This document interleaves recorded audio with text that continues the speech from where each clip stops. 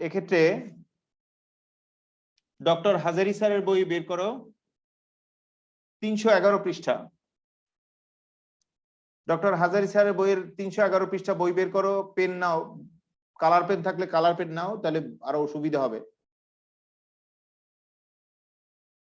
311 পৃষ্ঠায় এই টপিকসে চলে যাও সবাই।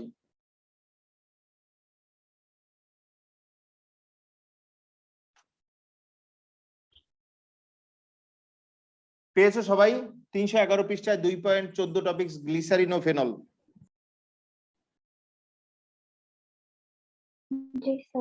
জি স্যার পাইছি।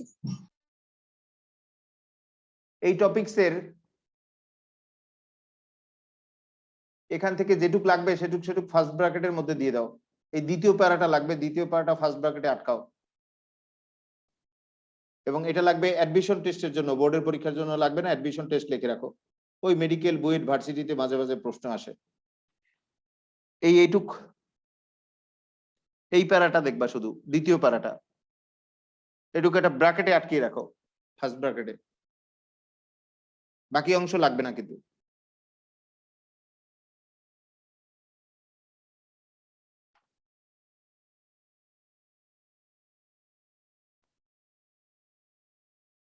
করতে পেরেছো সবাই? এটুক দাগাতে পারছো? জি স্যার। জি স্যার। এইটুক শুধু ফার্স্ট ব্র্যাকেটের মধ্যে রাখাও, আর অ্যাডমিশন টেস্ট লেখো। এই বোর্ডের পরীক্ষার জন্য লাগবে না, এগুলো তো সিলেবাসে নাই।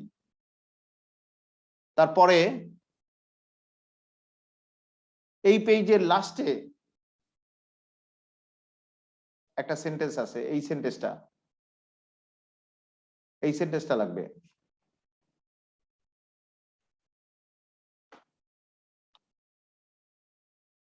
এই সেন্টেন্সটা ফার্স্ট ব্র্যাকেটের মধ্যে দাও,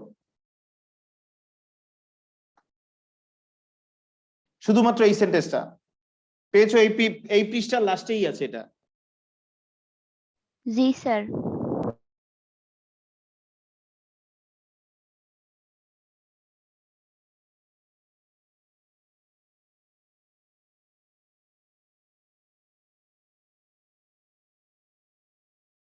হলো? সবার কি হলো? জি স্যার। জি স্যার। এরপরে তার পরবর্তী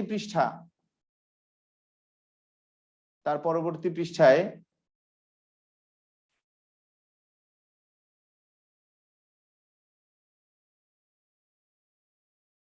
এইটা আছে, দেখো।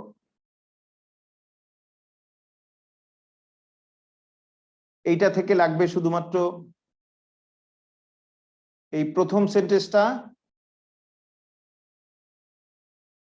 সেন্টেন্সটা লাগবে, আর বিক্রিয়াটা লাগবে। বিক্রিয়ার কোণা টিক দিয়ে রাখো। প্রথম সেন্টেন্সটা আর বিক্রিয়াটা এইটুক লাগবে। প্রয়োজনে কেউ যদি বসতে সমস্যা হয়, বিক্রিয়াটা বক্সে আটকায় রাখো। শুধুমাত্র প্রথম সেন্টেন্স আর বিক্রিয়া লাগবে, আর কিছুই না।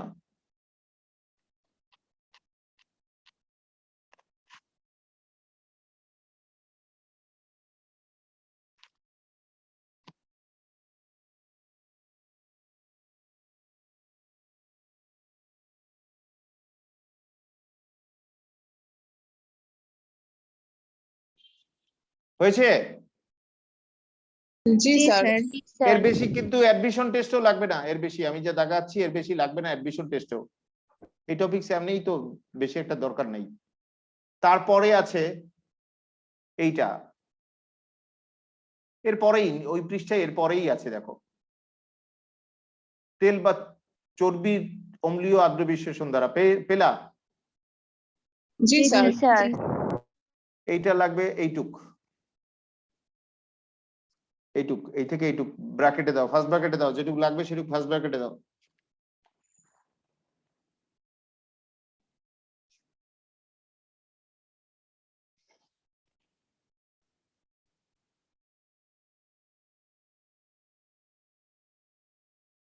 তারপরের পৃষ্ঠায়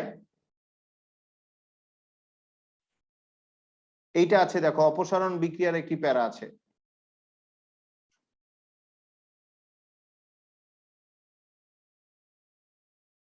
এইটা লাগবে, এইটুক।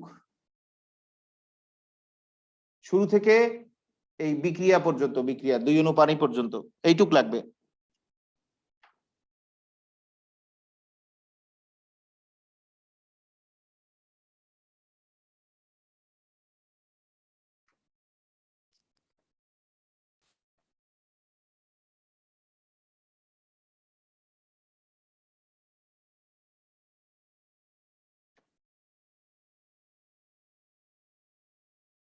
তারপরের যে টপিকস ফেনল,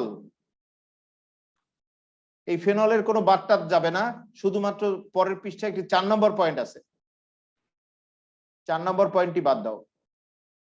4 নম্বর পয়েন্টটা দেখো লেখা আছে পরীক্ষাগারে অ্যানিলিন থেকে ফেনল প্রস্তুতি, এটা বাদ দাও শুধু। পরীক্ষাগারে পেয়েছো? পরীক্ষাগারে জি স্যার। জি স্যার। পৃষ্ঠা বলতেছি 315, পরীক্ষাগারে অ্যানিলিন থেকে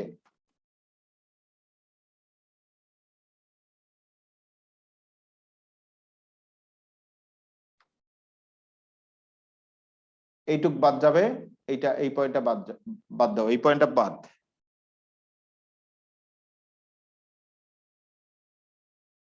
আর সব পড়তে হবে, এখানে আর কিছু বাদ নাই, এইটা বাদে আর সব পড়তে হবে।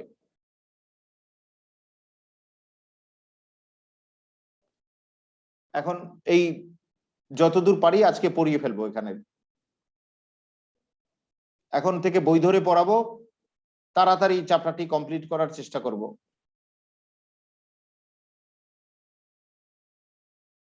সবাই দেখতে থাকো, একটু স্পিড বাড়াতে হবে, স্পিড বাড়ানোর জন্য কিন্তু বই ধরে পড়াচ্ছি। কারো সমস্যা হলে অবশ্যই আগামী ক্লাসে বলবা, কোনো লজ্জা নাই। আমাদের যদি এত বড় চ্যাপ্টারের আধো আধো ধারণা আসে তাহলে কিন্তু বিপদ হয়ে যাবে। এটি ইন্টারমিডিয়েট কোর্সের সবচেয়ে বড় চ্যাপ্টার। বই খুলে দেখো 350-এর উপরে পৃষ্ঠা আছে, তুমি যে রাইটারের বই দেখো, কোনো রাইটারের বইতে 400 পৃষ্ঠাও আছে একটি চ্যাপ্টার, 400 পৃষ্ঠাও আছে কোনো বইতে। বুঝছো? এখন চ্যাপ্টারের ব্যাপকতা বোঝো। আর প্রশ্ন আসে, অ্যাডমিশন টেস্টে আসে, আর প্রশ্ন আসুক আর না আসুক, হায়ার ক্লাসে তো তুমি বিপদে পড়বা যদি জৈব রসায়ন কম শেখো, হায়ার ক্লাসে বিপদে পড়বা। সব জায়গায় জৈব রসায়নের ব্যাপক আলোচনা আছে, সায়েন্সের সব ক্ষেত্রে, প্রায় সব ক্ষেত্রে। এবং এই জটিল টপিকসটাই সেখানে, ধরো তোমাদের ধারণা হতে পারে মেডিকেল সায়েন্সে তো এই রসায়ন লাগবে না, পুরা বায়োকেমিস্ট্রিটা সবচেয়ে জটিল পার্ট, সেটাই এই জৈব রসায়ন ইত্যাদি ইত্যাদি। হায়ার ক্লাসেও তুমি আর দাঁত বসাতে পারবা না যদি এখন না শেখো, রাখো বেসিক বিষয়। এরপর দেখো, এই যে এইটুক দেখালাম না, এইটুক তুমি নিজ দায়িত্বে পড়ে নিলেই হবে। এইটুক দেখালাম না অ্যাডমিশন টেস্ট, এটা নিজ দায়িত্বে পড়ে নেবা তাহলেই হবে, এটা আমার পড়াতে হবে না। এটা পড়ে নিও, রিডিং পড়লেই বুঝতে পারবা। তারপরে এই যে অংশটা, এই অংশটা একটা সেন্টেন্স শুধুমাত্র দাগানো আছে, এইটুক বলে যাচ্ছি।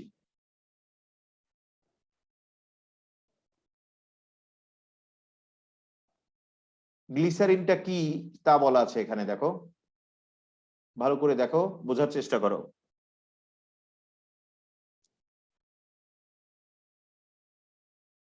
এই একটা সেন্টেন্সই কিন্তু আমাদের দাগানো আছে, এইটুক পড়লেই চলবে।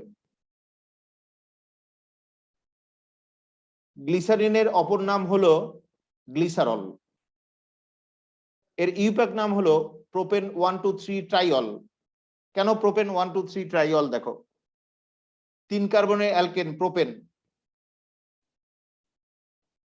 আর 1 নং কার্বনে একটা অ্যালকোহল আছে, 2 নং কার্বনে একটা অ্যালকোহল আছে, আর 3 নং কার্বনে একটা অ্যালকোহল আছে, তাহলে প্রোপেন 1,2,3 ট্রাইঅল। তো আবার বলি লাইনটা দেখো, গ্লিসারিনের অপর নাম হলো গ্লিসারল, আর ইউপ্যাক নাম হলো প্রোপেন 1,2,3 ট্রাইঅল। কেন প্রোপেন 1,2,3 ট্রাইঅল হলো সেটা দেখো,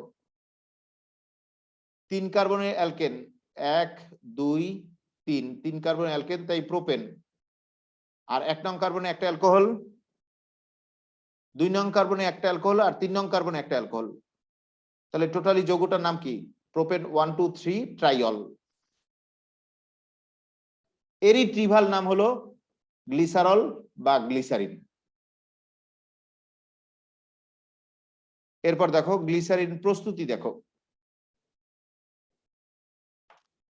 গ্লিসারিনের এই প্রস্তুত পদ্ধতিটা তোমাদের পড়াই আছে 9, 10 এ। এখানে একটু অ্যাকোয়া লেখো। অ্যাকোয়া, অ্যাকোয়া মানে পানি। এ কিউ মানে অ্যাকোয়া। অ্যাকোয়া আসবে বইতে, ছাপায় ওঠে না অ্যাকোয়া। অ্যাকোয়াটা একটু লিখে নাও সোডিয়াম হাইড্রোক্সাইডের কোনায়, ছোট করে লিখে নাও বইয়ে।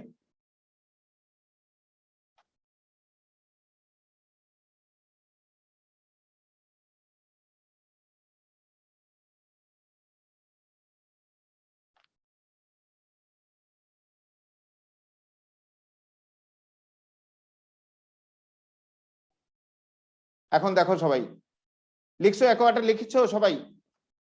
জি স্যার। স্যার। অ্যাকোয়া লিখতে হবে, কারণ এটা এই অ্যাকোয়া অর্থাৎ পানির সাথে বিক্রিয়া করে আদ্র বিশ্লেষণ ঘটে, তাই অ্যাকোয়া লিখতেই হবে, বইয়ে ছাপায় ওঠে নাই। এখন দেখো তেল বা চর্বিকে কস্টিক সোডার অর্থাৎ ক্ষারের যে জলীয় দ্রবণ সেটা দ্বারা আদ্র বিশ্লেষণ করা হয় উত্তপ্ত অবস্থায়, তাহলে গ্লিসারিন আর সাবান উৎপন্ন হয়। আরেকবার বলি, তেল বা চর্বিকে কস্টিক সোডার জলীয় দ্রবণ দ্বারা উত্তপ্ত অবস্থায় আদ্র বিশ্লেষণ করলে গ্লিসারিন ও সাবান উৎপন্ন হয়। এইভাবে গ্লিসারিন উৎপাদন করা যায়, এই একটা পদ্ধতি। আরেকটা পদ্ধতি দেখো,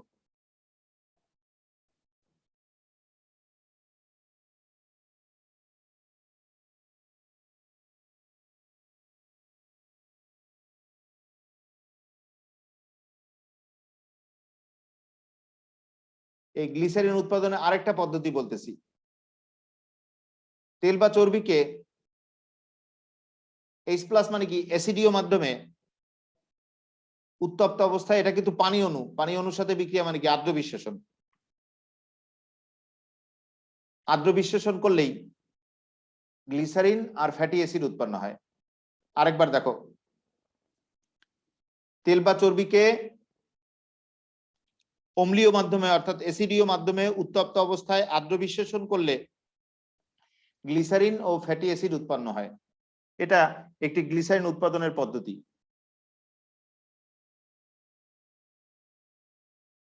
এরপরে দেখো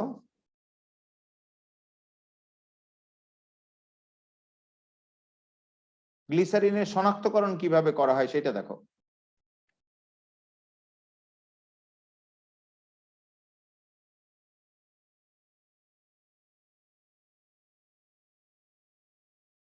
গ্লিসারিন শনাক্তকরণ দেখো সবাই। গ্লিসারিনকে নিরোধক পদার্থ পটাশিয়াম হাইড্রোজেন সালফেট বা পটাশিয়াম বাইসালফেটের সাথে উত্তপ্ত করলে গ্লিসারিন নিরোধিত হয়, অর্থাৎ গ্লিসারিন থেকে 2 অণু পানি অপসারিত হয়। ফলে দুর্গন্ধযুক্ত শ্বাসরোধক ঝাঁঝালো অ্যাক্রোলিন উৎপন্ন হয়। এই দুর্গন্ধযুক্ত শ্বাসরোধক ঝাঁঝালো অ্যাক্রোলিনের গ্যাসটি নাকে গেলেই তুমি নিশ্চিত হবা গ্লিসারিন উপস্থিত আছে। আবার বলছি, গ্লিসারিনকে নিরোধক পদার্থ পটাশিয়াম হাইড্রোজেন সালফেট বা পটাশিয়াম বাইসালফেটের সাথে উত্তপ্ত করলে গ্লিসারিন নিরোধিত হয়, ফলে গ্লিসারিন থেকে 2 অণু পানি অপসারিত হয়ে দুর্গন্ধযুক্ত শ্বাসরোধক ঝাঁঝালো অ্যাক্রোলিন উৎপন্ন হয়। এক্ষেত্রে এই দুর্গন্ধযুক্ত শ্বাসরোধক ঝাঁঝালো অ্যাক্রোলিনের গ্যাস পেলেই বুঝবা গ্লিসারিন উপস্থিত আছে, কারণ গ্লিসারিন উপস্থিত থাকলে এটা তৈরি হয়। আমি আরেকবার বলি, গ্লিসারিনকে নিরোধক পদার্থ পটাশিয়াম হাইড্রোজেন সালফেট বা পটাশিয়াম বাইসালফেটের সাথে উত্তপ্ত করলে গ্লিসারিন নিরোধিত হয়, ফলে গ্লিসারিন থেকে 2 অণু পানি অপসারিত হয়।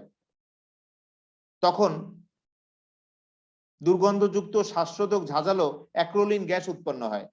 এই অ্যাক্রোলিন গ্যাসের গন্ধ পেলেই তুমি বুঝবা গ্লিসারিন উপস্থিত আছে, কারণ গ্লিসারিন থাকলেই এই গ্যাসটি তৈরি হয়। আরেকবার বলি, পরীক্ষায় খুব আসে এটা। গ্লিসারিনকে নিরোধক পদার্থ পটাশিয়াম হাইড্রোজেন সালফেট বা পটাশিয়াম বাইসালফেটের সাথে উত্তপ্ত করলে গ্লিসারিন নিরোধিত হয়, তখন গ্লিসারিন থেকে 2 অণু পানি অপসারিত হয়, ফলে দুর্গন্ধযুক্ত শ্বাসরোধক ঝাঁঝালো অ্যাক্রোলিন গ্যাস উৎপন্ন হয়। এই দুর্গন্ধযুক্ত শ্বাসরোধক অ্যাক্রোলিন গ্যাস তোমার নাকে গেলেই তুমি বুঝবা গ্লিসারিন উপস্থিত আছে, কারণ গ্লিসারিন থাকলে এটা তৈরি হয়।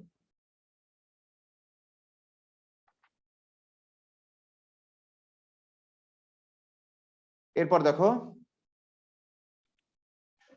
ফেনল।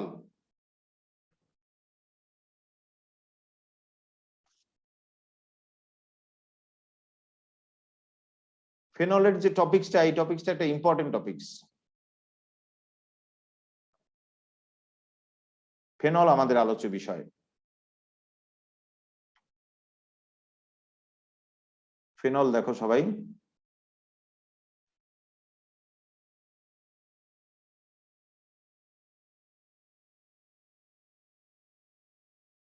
এটা বেনজিন। বেনজিনের একটি হাইড্রোজেন পরমাণু একটি হাইড্রোক্সিল মূলক দ্বারা প্রতিস্থাপিত হলে যে যৌগটি তৈরি হয় সেই যৌগটিকে বলা হয় ফেনল। ফেনলের অপর নাম কার্বলিক অ্যাসিড। আবার বলি, বেনজিনের একটি হাইড্রোজেন পরমাণু একটি হাইড্রোক্সিল মূলক দ্বারা প্রতিস্থাপিত হলে যে যৌগটি তৈরি হয় সেই যৌগকে বলা হয় ফেনল। ফেনলের অপর নাম কার্বলিক অ্যাসিড।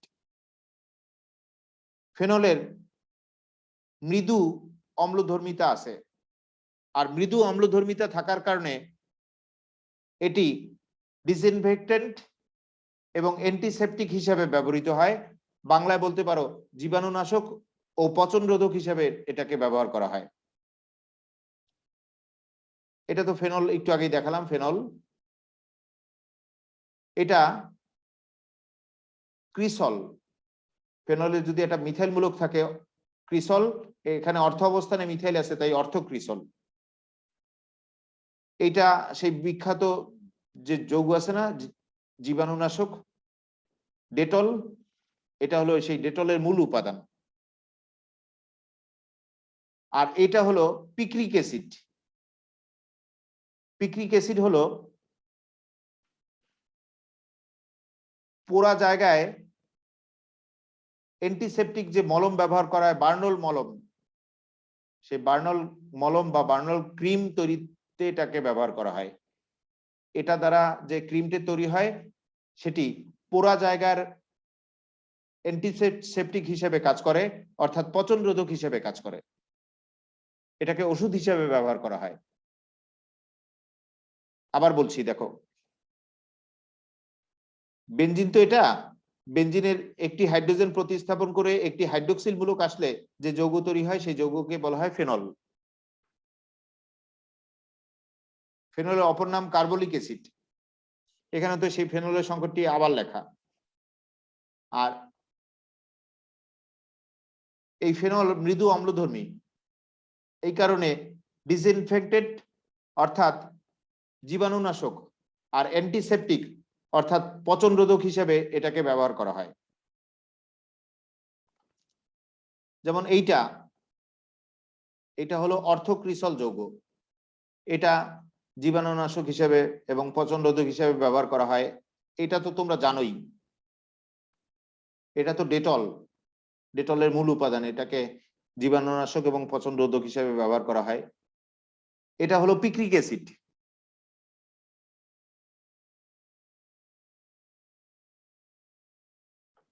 এটাকে অ্যান্টিসেপটিক মলম হিসেবে পোড়া জায়গায় ব্যবহার করা হয়। এই মলমের নাম হলো বার্নল মলম। পোড়া জায়গায় এই মলম দেয়, ফলে এটি অ্যান্টিসেপটিক হিসেবে অর্থাৎ পচন রোধক হিসেবে কাজ করে।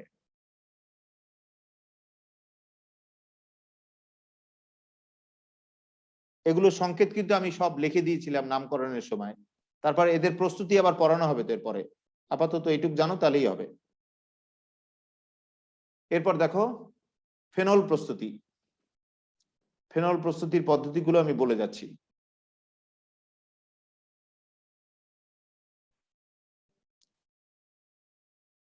ফেনল প্রস্তুত করব আমরা। ফেনলের তো এই ব্যবহার দেখলা, এরপরও আরো শোনো। ফেনল থেকে প্যারাসিটামল তৈরি করা যায়, ফেনল থেকে অ্যাসপিরিন তৈরি করা যায়, আরো অনেক ঔষধ শিল্পে এটাকে ব্যবহার করা হয়, তাও আমরা এরপরে শিখব। ফেনল একটি গুরুত্বপূর্ণ রাসায়নিক কাঁচামাল, ওষুধ শিল্পে এটাকে খুব ব্যবহার করা হয়। এছাড়া এটা দিয়ে বিস্ফোরক টিস্ফোরক বোমা তৈরিতেও ব্যবহার করা হয়, যা আমরা এরপরে দেখব। আপাতত দেখো ফেনল কিভাবে উৎপাদন করা হয়, এগুলো শিল্প উৎপাদন। এই যে উৎপাদনের বিক্রিয়াগুলো আমি শো করেছি, অর্থাৎ শেয়ার করেছি, সেটা হলো ফেনল উৎপাদনের একটি পদ্ধতি। এই পদ্ধতিকে বলা হয় কিউমিন পদ্ধতি। কিউমিন পদ্ধতি একটি আধুনিকতম পদ্ধতি। এই পদ্ধতিতে পৃথিবীতে উৎপাদিত ফেনলের 90% শিল্প উৎপাদন করা হয়।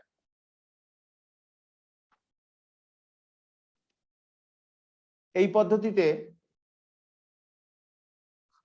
বেনজিন, এটা পেট্রোলিয়াম থেকে উৎপাদিত হয় বেনজিন। এই বেনজিনের বাষ্প যেটি পেট্রোলিয়াম থেকে উৎপাদিত হয়েছে। পেট্রোলিয়াম খনিজ আছে না, পেট্রোল খনিজ, সেই খনিজ পেট্রোলিয়াম খনিজ থেকে উৎপন্ন হয় বেনজিনের বাষ্প আর প্রোপিন। এই দুইটার বিক্রিয়া করানো হয় 125 ডিগ্রি সেলসিয়াস তাপমাত্রায় 30 অ্যাটমসফিয়ার চাপে আর ফসফরিক অ্যাসিড প্রবাহকের উপস্থিতিতে। ফলে কিউমিন উৎপন্ন হয়, এটার নাম হলো কিউমিন। আর এটা একটা ফ্রিডেল ক্রাফট বিক্রিয়া, কারণ বেনজিনের একটি হাইড্রোজেন প্রতিস্থাপন করে একটি অ্যালকাইল মূলক আসছে। তাহলে এটা কি ফ্রিডেল ক্রাফট অ্যালকাইলেশন বিক্রিয়া, তাও বলতে পারো।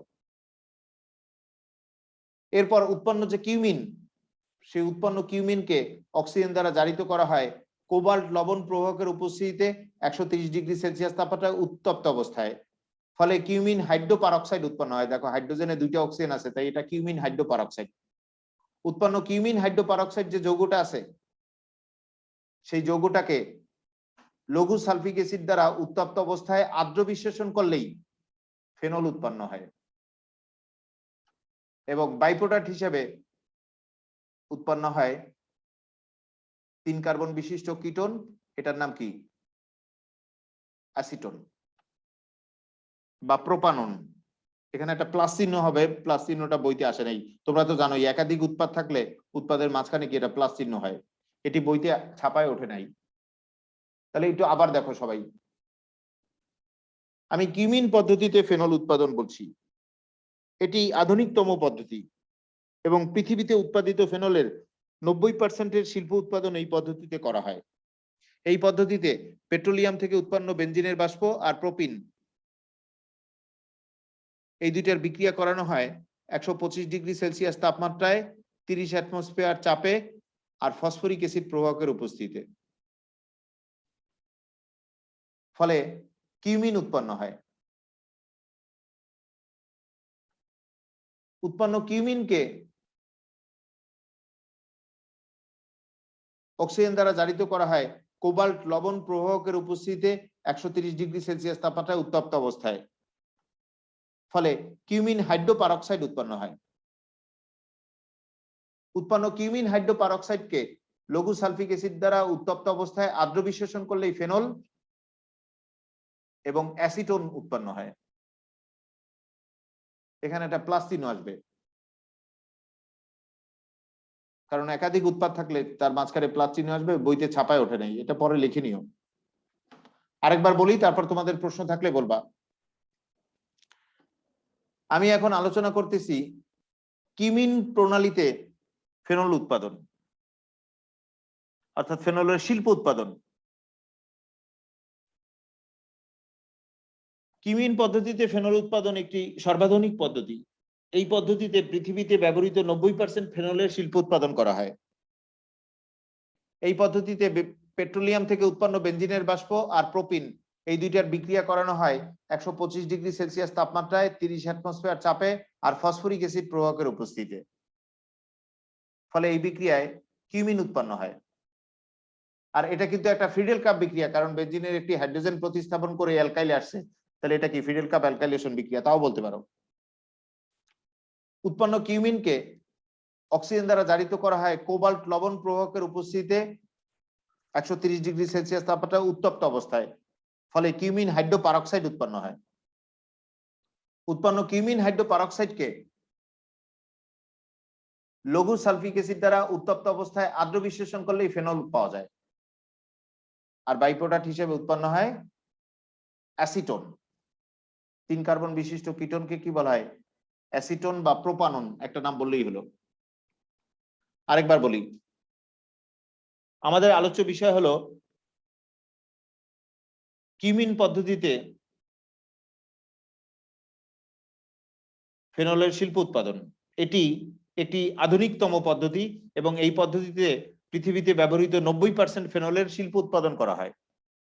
কিভাবে করা হয় দেখো, পেট্রোলিয়াম থেকে উৎপন্ন বেনজিনের বাষ্প আর প্রোপিন, এই দুইটার বিক্রিয়া করানো হয় 125 ডিগ্রি সেলসিয়াস তাপমাত্রায় আর 30 অ্যাটমসফিয়ার চাপে ফসফরিক অ্যাসিড প্রবাহকের উপস্থিতিতে, ফলে কিউমিন উৎপন্ন হয়।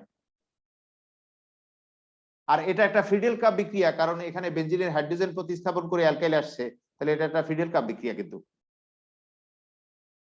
উৎপন্ন কিউমিনকে অক্সিজেন দ্বারা জারিত করা হয় কোবাল্ট লবণ প্রবাহকের উপস্থিতিতে 130 ডিগ্রি সেলসিয়াস তাপমাত্রায় উত্তপ্ত অবস্থায়, ফলে কিউমিন হাইড্রোপারক্সাইড উৎপন্ন হয়।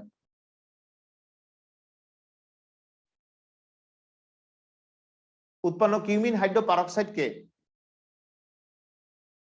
লঘু সালফিক অ্যাসিড দ্বারা উত্তপ্ত অবস্থায় আর্দ্র বিশ্লেষণ করলেই ফেনল উৎপন্ন হয় আর অ্যাসিটোন উৎপন্ন হয়।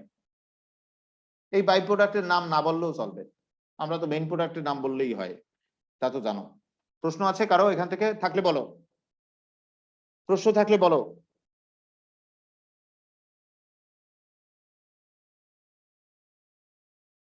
স্যার ওইখানে যে প্রোপিনের থেকে পরে যে কিউমিন বা আইসোপ্রোপাইল বেনজিন তৈরি হয়েছে, তো বেনজিনের যে প্রতিস্থাপিত হাইড্রোজেনটা ওইটাই কি ওই লাস্টের CH2 এর সাথে যুক্ত হয়ে CH3 হয়েছে? হ্যাঁ হ্যাঁ হ্যাঁ। আর কারো প্রশ্ন?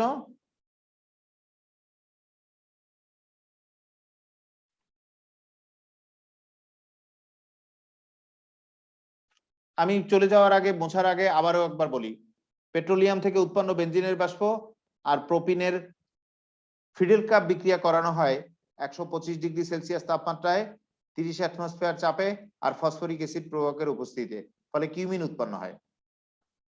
উৎপন্ন কিউমিনকে অক্সিজেন দ্বারা জারিত করা হয় কোবাল্ট লবণ প্রবাহকের উপস্থিতিতে 130 ডিগ্রি সেলসিয়াস তাপমাত্রায় উত্তপ্ত অবস্থায়, এর ফলে কিউমিন হাইড্রোপারক্সাইড উৎপন্ন হয়। দেখো হাইড্রোজেনে 2টা অক্সিজেন আছে, তাই এর নাম হাইড্রোপারক্সাইড। উৎপন্ন কিউমিন হাইড্রোপারক্সাইডকে লঘু সালফিক অ্যাসিড দ্বারা উত্তপ্ত অবস্থায় আর্দ্র বিশ্লেষণ করলেই ফেনল এবং অ্যাসিটোন উৎপন্ন হয়। এরপরে আরেকটি পদ্ধতি আছে, সেটা দেখো।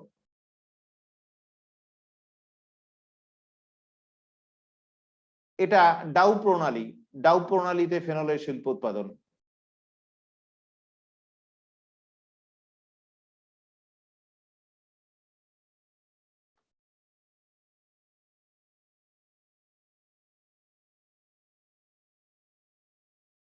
ডাউ প্রণালীতে ফেনলের শিল্প উৎপাদন দেখো ভালো করে।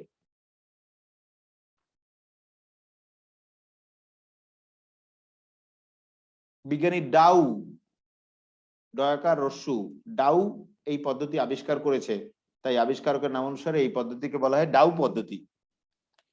এই ডাউ পদ্ধতিতে ফেনলের শিল্প উৎপাদন কিভাবে করবা দেখো। ডাউ পদ্ধতিতে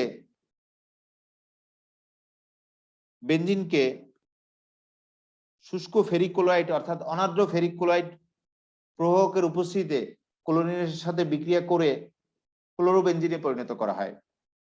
উৎপন্ন ক্লোরোবেনজিনকে 10% কস্টিক সোডার সাথে, 10% কস্টিক সোডা মানে কস্টিক সোডার 10 ভাগ আর বাকি ভাগ কিন্তু পানি, 150 অ্যাটমসফিয়ার চাপে 400 ডিগ্রি সেলসিয়াস তাপমাত্রায় বিক্রিয়া করালেই সোডিয়াম ফিনেট উৎপন্ন হয়। উৎপন্ন সোডিয়াম ফিনেটকে গাঢ় হাইড্রোক্লোরিক অ্যাসিড দ্বারা 182 ডিগ্রি সেলসিয়াস তাপমাত্রায় পাতন করলে পাতিত তরল রূপে ফেনল পাওয়া যায়। আরেকবার বলি, ভালো করে দেখো, ভালো করে বোঝার চেষ্টা করো। আমরা ডাউ প্রণালীতে ফেনল উৎপাদন দেখব। বিজ্ঞানী ডাউ আবিষ্কার করছে, তাই আবিষ্কারকের নাম অনুসারে ডাউ প্রণালী। আর এর আগেরটা কিন্তু আবিষ্কারক না, এর আগেরটায় বিক্রিয়ার একটি ধাপে কিউমিন উৎপন্ন হয়েছিল, তাই উৎপাদিত পদার্থের নাম অনুসারে নাম ছিল আগেরটা কিউমিন পদ্ধতি, আর এটা আবিষ্কারকের নাম অনুসারে ডাউ পদ্ধতি। তাহলে ডাউ পদ্ধতিতে ফেনল উৎপাদন দেখো, বেনজিনকে শুষ্ক অর্থাৎ অনার্দ্র ফেরিক ক্লোরাইড প্রবাহকের উপস্থিতিতে ক্লোরিনের সাথে বিক্রিয়া ঘটিয়ে ক্লোরোবেনজিনে পরিণত করা হয়। উৎপন্ন ক্লোরোবেনজিনকে 10% কস্টিক সোডার সাথে 150 অ্যাটমসফিয়ার চাপে 400 ডিগ্রি সেলসিয়াস তাপমাত্রায় বিক্রিয়া করালেই সোডিয়াম ফিনেট উৎপন্ন হয়। উৎপন্ন সোডিয়াম ফিনেটকে গাঢ় হাইড্রোক্লোরিক অ্যাসিডের সাথে 182 ডিগ্রি সেলসিয়াস তাপমাত্রা উত্তপ্ত করলেই ফেনল উৎপন্ন হয়। আরেকবার বলি, মুখস্থ করো। ডাউ প্রণালীতে বেনজিনকে শুষ্ক ফেরিক ক্লোরাইড অর্থাৎ অনার্দ্র ফেরিক ক্লোরাইড প্রবাহকের উপস্থিতিতে ক্লোরিনের সাথে বিক্রিয়া ঘটিয়ে ক্লোরোবেনজিনে পরিণত করা হয়। উৎপন্ন ক্লোরোবেনজিনকে 10% কস্টিক সোডা, 10% কস্টিক সোডা মানে কস্টিক সোডার 10 ভাগ আর বাকি ভাগ পানি, সেই 10% কস্টিক সোডার সাথে 150 অ্যাটমসফিয়ার চাপে 400 ডিগ্রি সেলসিয়াস তাপমাত্রায় বিক্রিয়া করালে সোডিয়াম ফিনেট উৎপন্ন হয়। উৎপন্ন সোডিয়াম ফিনেটটাকে গাঢ় হাইড্রোক্লোরিক অ্যাসিডের সাথে 182 ডিগ্রি সেলসিয়াস তাপমাত্রায় পাতন করলেই পাতিত তরল রূপে ফেনল পাওয়া যায়। আরেকবার বলি, তারপর প্রশ্ন থাকলে বলবা। ডাউ প্রণালীতে বেনজিনকে শুষ্ক অর্থাৎ অনার্দ্র ফেরিক ক্লোরাইড প্রবাহকের উপস্থিতিতে ক্লোরিনের সাথে বিক্রিয়া ঘটিয়ে ক্লোরোবেনজিনে পরিণত করা হয়। উৎপন্ন ক্লোরোবেনজিনকে 10% কস্টিক সোডা, 10% কস্টিক সোডা মানে কস্টিক সোডার 10 ভাগ আর বাকি ভাগ পানি, এরূপ দ্রবণকে বলা হয় 10% কস্টিক সোডা। এই 10% কস্টিক সোডার সাথে 150 অ্যাটমসফিয়ার চাপে 400 ডিগ্রি সেলসিয়াস তাপমাত্রায় বিক্রিয়া করালে সোডিয়াম ফিনেট উৎপন্ন হয়। উৎপন্ন সোডিয়াম ফিনেটটাকে গাঢ় হাইড্রোক্লোরিক অ্যাসিডের সাথে 182 ডিগ্রি সেলসিয়াস তাপমাত্রায় পাতন করলে ফেনল পাওয়া যায়। এখন বলো, এখান থেকে কারো কোনো প্রশ্ন আছে থাকলে বলো।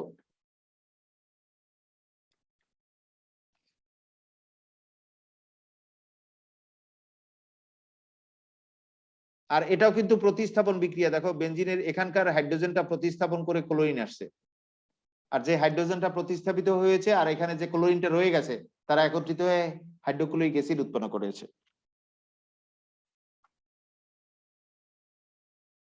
প্রশ্ন আছে কারো?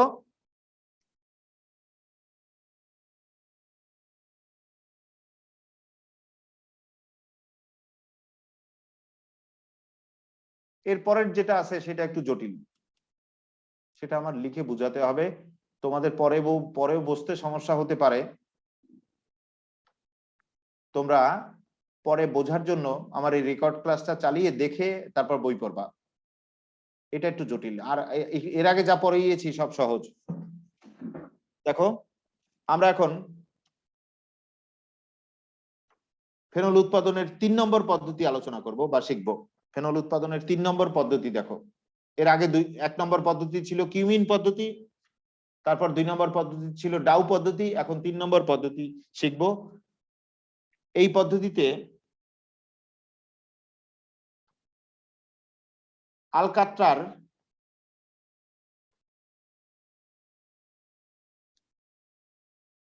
মধ্যম তেল থেকে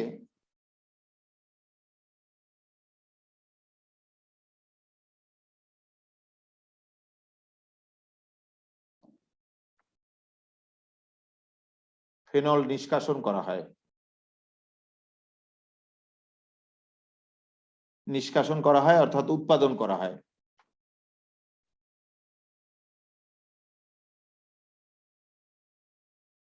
নিষ্কাশন বলতে উৎপাদনকে বোঝায়।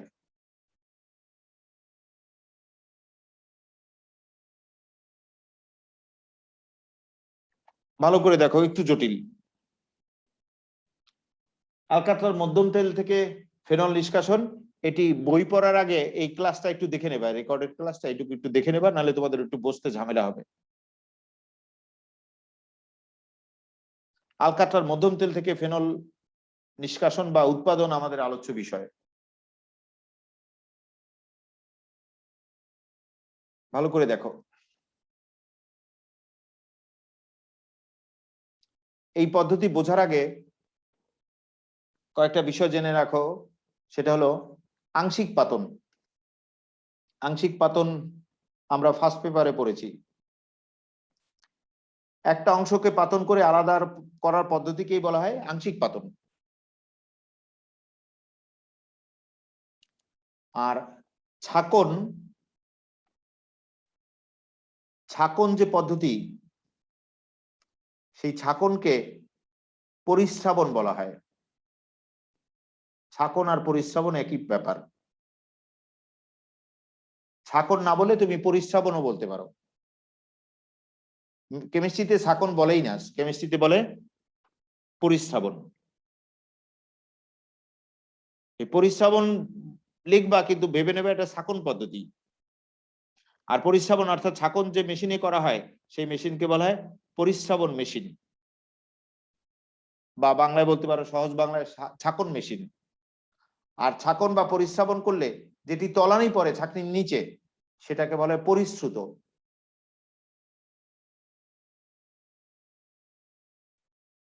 তাহলে ছাকনির নিচে যে তলানিটা পড়লো তার নাম কিন্তু পরিশ্রুত। এখন আলকাট্রার মধ্যম তেল থেকে কিভাবে ফেনল উৎপাদন করা হয় দেখো। আলকাট্রা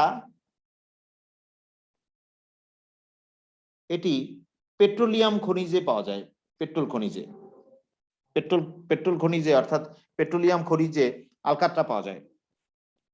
এছাড়া তোমরা অন্যান্য ভাবে আলকাট্রা দেখেছো, এই যে টিনের চালে আলকাট্রা দেয় যাতে মরিচা না পড়ে। এছাড়া নৌকায় আলকাট্রা দেয়, দেখেছো না? কেউ কি দেখেছো? কালো কালো কালো ঘন তরল, এটা মূলত পেট্রোলিয়াম খনিতে তলানি হিসেবে ঘন কালো তরল হিসেবে এটাকে পাওয়া যায় আলকাট্রা। এই আলকাট্রার আংশিক পাতন করা হয়। একটা অংশকে পাতন করে নিয়ে যাওয়াকে কিন্তু আংশিক পাতন বলা হয়। আলকাট্রার আংশিক পাতন করা হয়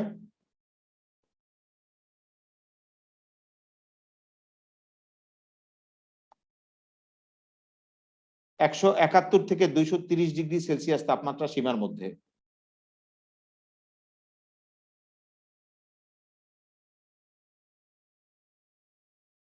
এই তাপমাত্রা সীমার মধ্যে আলকাট্রার আংশিক পাতন করা হয়। আমি একটু অ্যারো চিহ্নটা বড় করে দিই।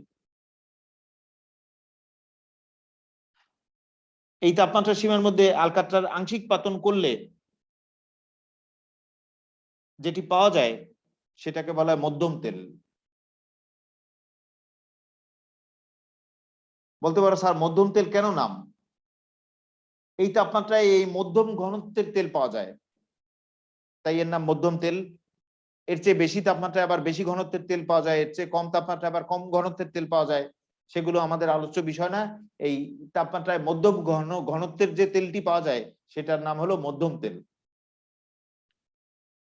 এই মধ্যম তেলে প্রধান উপাদান থাকে ফেনল, যা আমরা চাই, কারণ আমাদের নিষ্কাশনের আলোচ্য বিষয় কি ফেনল। কিন্তু ফেনলের সাথে ভেজাল হিসাবে থাকে ক্রিসল, এটা আমরা চাই না। আমরা তো চাই শুধুমাত্র ফেনল। এছাড়া আরেকটা ভেজাল থাকে ন্যাপথলিন, এটাও আমরা চাই না। আমরা চাই শুধুমাত্র ফেনল। তাহলে আমাদের টার্গেট উপাদান কিন্তু ফেনল। আর এখান থেকে ভেজাল বাদ দেবো, ক্রিসলও বাদ দেবো, ন্যাপথলিনও বাদ দেবো। এই উদ্দেশ্যে অর্থাৎ ফেনল নিষ্কাশনের উদ্দেশ্যে টোটাল যে মধ্যম তেলের এই যে তিনটা উপাদানের মিশ্রণ আছে সেই মিশ্রণকে শীতল করা হয়। টোটাল মিশ্রণকে যখন শীতল করা হয়, শীতল করলেই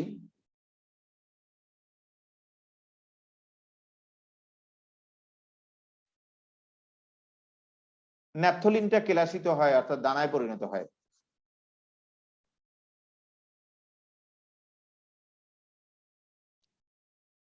আর ফেনল আর ক্রিসল এরা কেলাসিত হয় না, অর্থাৎ দানায় পরিণত হয় না।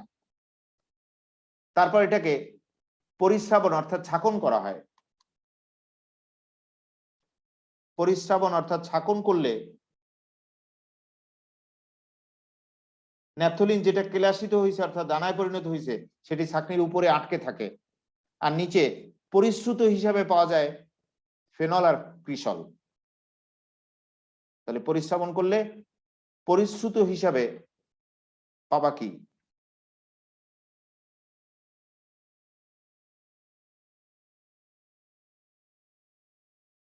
পরে পাওয়া যাবে পরিশ্রুত হিসাবে ফেনল আর ক্রিসল।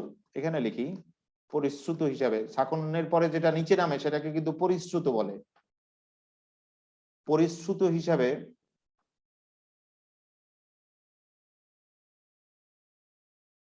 পাওয়া গেল ফেনল আর ক্রিসল।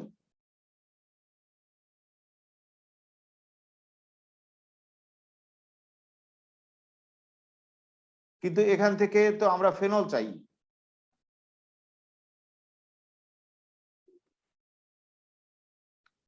ক্রিসল তো চাই না।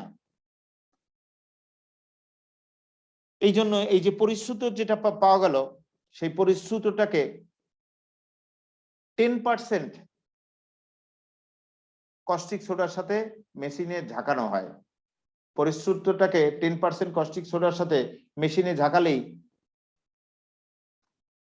শুধুমাত্র ফেনল অংশ 10% কস্টিক সোডার সাথে বিক্রিয়া করে।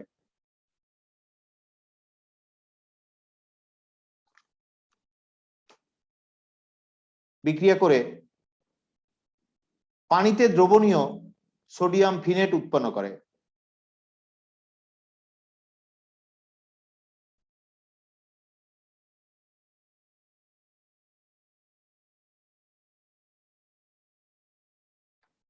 এই যে পানিতে দ্রবণীয় সোডিয়াম ফিনেট, এটা যেহেতু পানিতে দ্রবণীয় তাই এটা পানি স্তরে অর্থাৎ জলীয় স্তরে চলে যায়। আর অন্যান্য ভেজালরা তেল স্তরে থাকে। তাহলে যেহেতু সোডিয়াম ফিনেটটা পানিতে দ্রবণীয় তাই জলীয় স্তরে চলে গেছে, আর এটাই দরকার। আর অন্যান্য ভেজালরা কি তৈল স্তরে আছে, এদের দরকার নাই। তাই আমরা জলীয় স্তরকে আলাদা করে নেব, অর্থাৎ সোডিয়াম ফিনেটকে আলাদা করে নেব। নিয়ে সোডিয়াম ফিনেট উৎপন্ন হয়েছে, উৎপন্ন সোডিয়াম ফিনেটকে লঘু সালফিক অ্যাসিড, সালফিক অ্যাসিড অ্যাকোয়া লেখা মানে কি লঘু, লঘু সালফিক অ্যাসিড দ্বারা আর্দ্র বিশ্লেষণ করতে পারো, অথবা অন্যভাবে আর্দ্র বিশ্লেষণ করতে পারো। সোডিয়াম ফিনেট যেটা একটু আগে উৎপন্ন হয়েছে সেই সোডিয়াম ফিনেটকে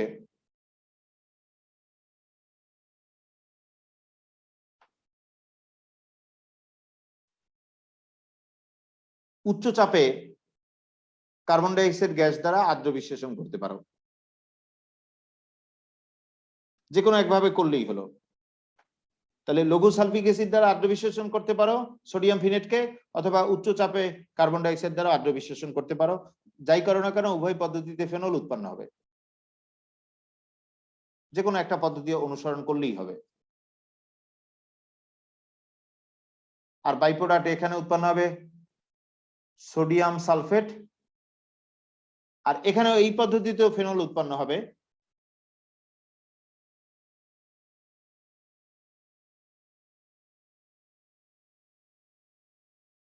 এখানে বাই প্রোডাক্ট উৎপন্ন হবে সোডিয়াম কার্বনেট।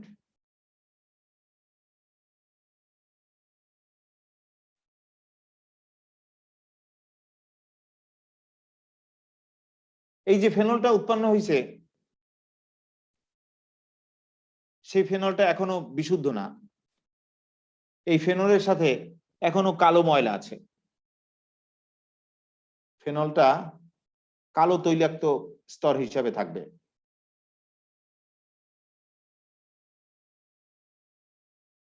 আর অন্যান্য ভেজালরা কিন্তু এখন আবার জলীয় স্তরে যাবে। তাহলে ফেনলটা কালো তৈলাক্ত স্তর হিসেবে আছে, আর অন্যান্য ভেজালরা জলীয় স্তরে আছে। এই কালো তৈল স্তর যেখানে ফেনল আছে সেটাকে আস্রাবণ করে অর্থাৎ ঢেলে আলাদা করে নিয়ে আসবো। আর জলীয় স্তর তো দরকার নেই, সেখানে ফেনল নাই। আবার বলছি কালো তৈরি স্তর যেখানে ফেনলটা আছে সেটাকে আস্রাবণ করে অর্থাৎ ঢেলে আলাদা করে নিয়ে আসবো। আর তৈল স্তর বাদে যেটা জলীয় স্তর সেখানে কিন্তু ফেনল নাই, সেটাকে আনবো না। এইভাবে কালো তৈল স্তর হিসাবে যে ফেনল পাওয়া গেল সেটাকে পানি দ্বারা ধৌতকরণ করবা।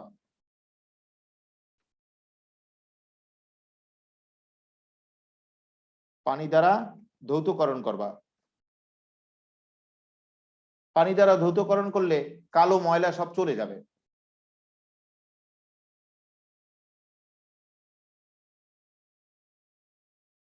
কিন্তু পানি তো আছে, পানি দ্বারা ধৌতকরণ করছো, তাই পানি দূর করার জন্য এটাকে শুষ্ককরণ করবা। শুষ্ককরণ করা হয়, নিরোধক দিলেও শুষ্ককরণ হয় অথবা তাপ দিলেও শুষ্ককরণ হয়, পানি উড়ে যায়। শুষ্ককরণ করার পরে যে ফেনলটা পাওয়া গেল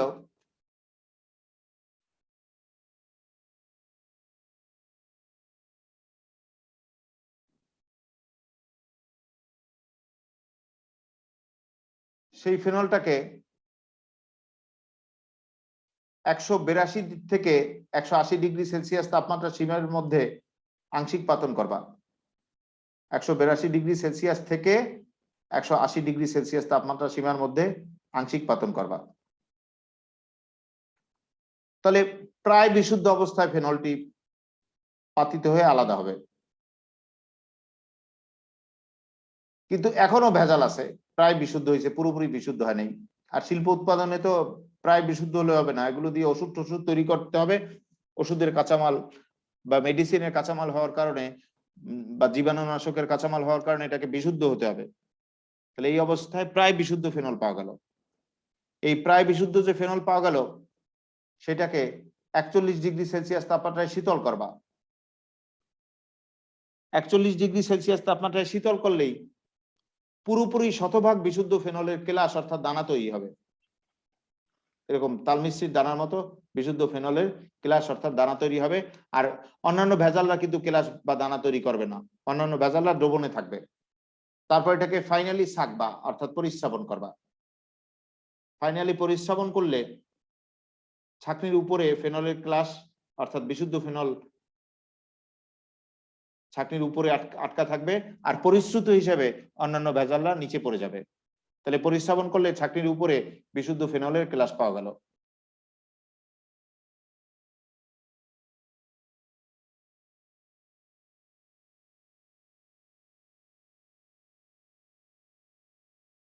এখন টোটাল বিষয়টা আমি আরেকবার বলবো, তারপর তোমাদের প্রশ্ন থাকলে জিজ্ঞেস করবা।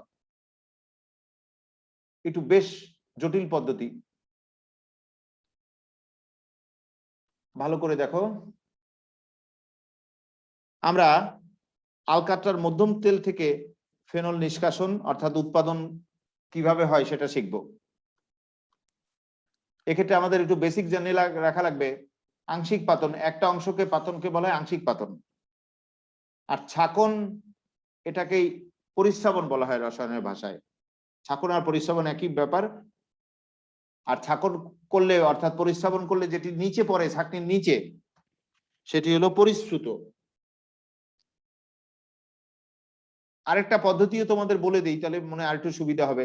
সেটা হলো আস্রাবণ বলতে আরেকটা পদ্ধতি আছে। আস্রাবণটা শোনো, এই একটা পাত্র, এই পাত্রের মধ্যে 2 ঘনত্বের 2টা তরল হয়তো জমলো। ধরো নিচে উচ্চ ঘনত্বের তরল জমলো, পানি, নিচে উচ্চ ঘনত্বের তরল পানি জমলো, আর উপরে নিম্ন ঘনত্বের তরল তেল জমলো। এই 2 ঘনত্বের 2 পদের তরল যদি কোনো পাত্রে জমে, সেখান থেকে একটি তরলকে ঢেলে নিয়ে আসার প্রক্রিয়াকেই বলা হয় আস্রাবণ প্রক্রিয়া। আবার বলছি, কোনো পাত্রে যদি 2 ঘনত্বের 2টি তরল 2 স্তরে জমে, সেখান থেকে এক স্তরকে ঢেলে নিয়ে পৃথক করার পদ্ধতিকে বলা হয় আস্রাবণ পদ্ধতি। এখন দেখো কিভাবে আলকাট্রা থেকে ফেনল উৎপাদন করা হয় দেখো। আলকাট্রার আংশিক পাতন করা হয়, আংশিক পাতন তো জানো, একটা অংশকে পাতন করাকে বলে আংশিক পাতন। আংশিক পাতন করা হয় 171 থেকে 230 ডিগ্রি সেলসিয়াস তাপমাত্রায়, তাহলে যে তেল পাওয়া যায় সেটাকে বলা হয় মধ্যম তেল।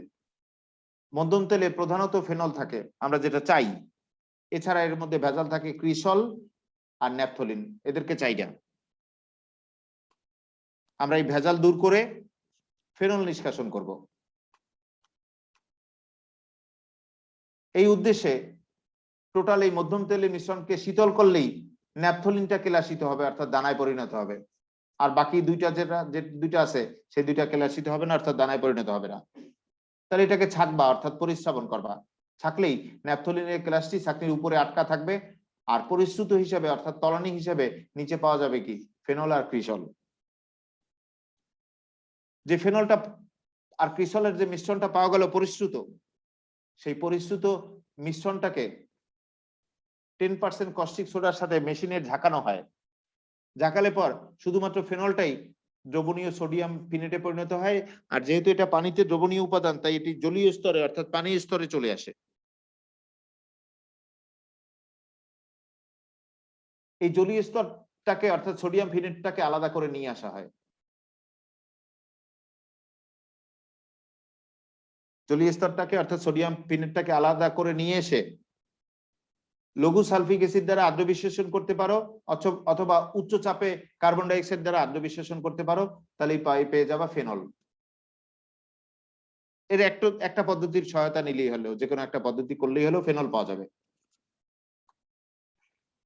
যে ফেনলটা পাওয়া গেল সেই ফেনলটা কালো তৈল স্তরে চলে যাবে, আর অন্যান্য ভেজালরা জলীয় স্তরে থাকবে। আশ্রাবণ পদ্ধতিতে এই উপরের যে কালো তৈল স্তর যেখানে ফেনল আছে সেটাকে ঢেলে নিয়ে আসবা, তারপর কালো ময়লাকে পানি দ্বারা ধৌতকরণ করবা, তাহলে কালো ময়লা চলে যাবে। তারপর এটাকে শুষ্ককরণ করবা, অর্থাৎ তাপ দিলে পরেই পানি চলে যাবে, বা নিরোধক দিলে পানি চলে যাবে। এই পানি দূর করাকে কি বলা হয়? শুষ্ককরণ করা। তারপর যে শুষ্ক ফেনল পাওয়া গেল সেটাকে 182 থেকে 180 এই তাপমাত্রা সীমার মধ্যে আংশিক পাতন করলেই মোটামুটি বিশুদ্ধ ফেনল পাওয়া যাবে। এই ফেনলটাকে 41 ডিগ্রি সেলসিয়াস তাপমাত্রায় শীতল করলেই, বলতে পারো শীতল কেন, দেখো আগের তুলনায় কম তাপমাত্রা চলে আসছে, তাহলে শীতল করা হয়েছে। শীতল করলেই বিশুদ্ধ ফেনলটা কেলাসিত হবে, অর্থাৎ দানায় পরিণত হবে। আর অন্যান্য ভেজালরা কিন্তু কেলাসিত হবে না, দানায় পরিণত হবে না। অন্যান্য ভেজালরা দ্রবণে রয়ে যাবে। তারপর ছাঁকবা, ছাঁকবা মানে পরিস্রাবন করবা, তাহলে বিশুদ্ধ ফেনলের ক্লাসটা ছাঁকনির উপরে পাওয়া যাবে, আর অন্যান্য ভেজালরা পরিশ্রুত হিসেবে ছাঁকনির নিচে পড়বে। এইভাবে বিশুদ্ধ ফেনল নিষ্কাশন অর্থাৎ উৎপাদন করা হয়। আরেকবার বলি, তারপর বই পড়ে মিলিয়ে তারপর আবার আমাকে প্রশ্ন থাকলে আমাকে আগামী ক্লাসে বলবা। এটাই শেষ, আজকের আলোচনা শেষ।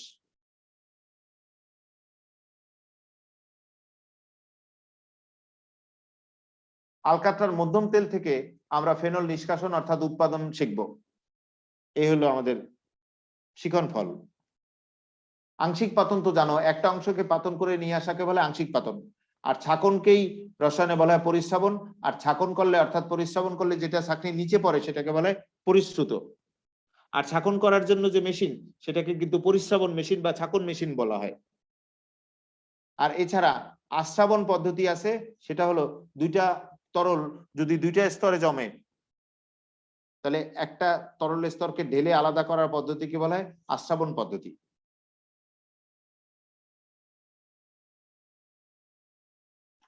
এক্ষেত্রে আলকাট্রা থেকে কিভাবে ফেনল উৎপাদন করা হয় সেটা দেখো। আলকাট্রার আংশিক পাতন করা হয় 171 থেকে 230 ডিগ্রি সেলসিয়াস তাপমাত্রা সীমার মধ্যে, তাহলে মধ্যম তেল পাওয়া যায়। মধ্যম তেলে প্রধান উপাদান ফেনল থাকে, কিন্তু ভেজাল হিসেবে ক্রিসল আর ন্যাপথলিন থাকে। এই ক্রিসল আর ন্যাপথলিন চাই না, তো আমরা চাই কি ফেনল, কারণ আমাদের উৎপাদন টার্গেট কি ফেনল। তাই আমরা ক্রিসল ন্যাপথলিন দূর করে বিশুদ্ধ ফেনল নিষ্কাশন করব। আরেকটা বিষয় বলি, এছাড়াও সামান্য ভেজাল অন্যান্য অনেক পদার্থই থাকে এর সাথে, কিন্তু আমাদের টার্গেট উপাদান কি ফেনল। এই ফেনল নিষ্কাশনের জন্য টোটাল মধ্যম তেল মিশ্রণটা যেটা আছে সেটাকে শীতল করা হয়। শীতল করলেই ন্যাপথলিনটা কেলাসিত হয়, অর্থাৎ দানায় পরিণত হয়। আর অন্যান্য ভেজালরা কিন্তু কেলাসিত হয় না, অর্থাৎ দানায় পরিণত হয় না। এরপর এটাকে পরিশ্রবণ করলে অর্থাৎ ছাঁকন করলে ন্যাপথলিনের কেলাসটি ছাঁকনির উপরে আটকে থাকে, আর পরিশ্রুত হিসাবে অর্থাৎ ছাঁকনির তলানি হিসাবে পাওয়া যায় কি ফেনল আর ক্রিসল। এই পরিশ্রুত যে মিশ্রণটা পেলা, সেই পরিশ্রুত মিশ্রণটাকে 10% কস্টিক সোডার সাথে মেশিনে ঝাঁকানো হয়। তাহলে শুধুমাত্র ফেনলটা পানিতে দ্রবণীয় সোডিয়াম ফিনেটে পরিণত হয়, আর যেহেতু পানিতে দ্রবণীয় সোডিয়াম ফিনেটে পরিণত হয়েছে তাই এটা পানিতে মিশে থাকে, অর্থাৎ জলীয় স্তরে থাকে। এই জলীয় স্তরটাকে অন্যান্য স্তর থেকে আলাদা করে নেওয়া হয়।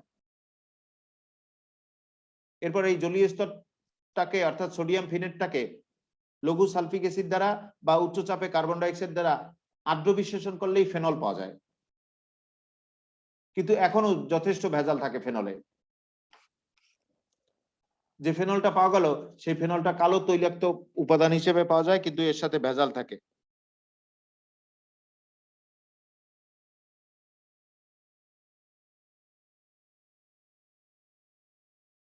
যা বাকি ভেজালটা থাকে আবার জলীয় স্তরে, ফেনলটা থাকে কালো তৈলাক্ত স্তরে। তাই কালো তৈলাক্ত স্তর যেখানে ফেনল আছে সেটাকে আস্রাবণ করে অর্থাৎ ঢেলে নিয়ে আসবা।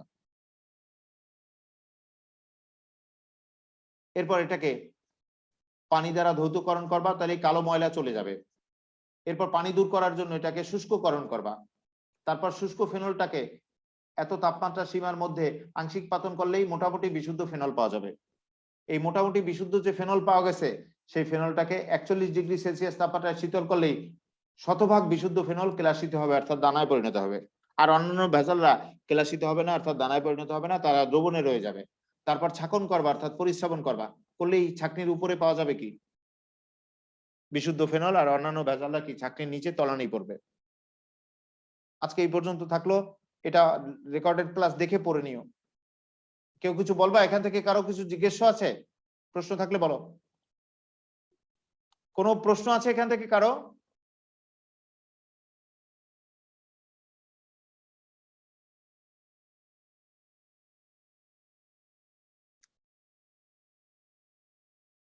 Good night everyone, good night.